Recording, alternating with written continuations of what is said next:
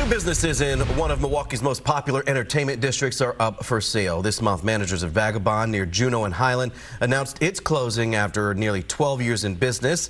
The last day scheduled there, July 18th. Meanwhile, the owners of Trinity's 3 Irish pubs near Juneau and Edison say the bar will remain open while putting the property on the market. In May, 2 other bars nearby, Duke's on Water and Varsity, both closed. Some are expressing concerns crime is making it difficult for new businesses and new customers. Most recently, police shot a man after they say he hit an officer with a vehicle near Water and Knapp Streets on Sunday. Joining us to discuss these business headlines, Andrew Weiland, BizTimes editor. First, these are 2 big names, Vagabond, Trinity, Irish Pub. A lot of people know these places well in the entertainment district. Right. Both owned by R.C. Schmidt, and who owns a number of other entities, including what used to be called Water Street Brewery, now the brewery. So well known. And yeah, moving to close Vagabond, put that building up for sale. Also, the Trinity 3 building up for sale, as you showed on the screen. Real close proximity to each other in the North Water Street district, really well-known places in the downtown landscape. There's been a lot of focus on crime in the downtown area, particularly this entertainment district. Can't attribute it directly to these 2 closures, but certainly doesn't help anybody who has a business down there. Right. And as you mentioned, Duke's on Water and Varsity as well closing. I know the owner of those businesses talked about, well, the building is being sold and they couldn't work out a lease with the new owner that's coming in.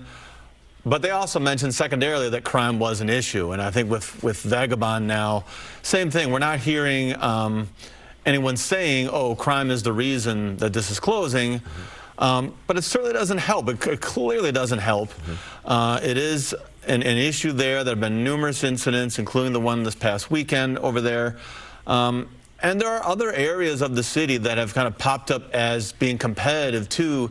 I mean, I can remember when I was in my 20s, the Water Street area was like the place to go as a nightlife scene. Now there are a lot of other areas, including the Deer District and others, that are competing with Water Street. So you've got that on top of incidents of crime that are a concern. And we're increasingly hearing business owners say the city needs to step up enforcement in that area. Are you hearing any additional chatter amongst the business owners on anything separate from police that they are able to do to try to fight that issue? I haven't heard really anything in that regard. You know, I know one thing the city has tried, they passed new rules for food trucks, for example, in the Water Street area. And that's being fought in a lawsuit right now. And the reception to that was not good. You know, I know the food truck said, you're cutting into a huge chunk of our business.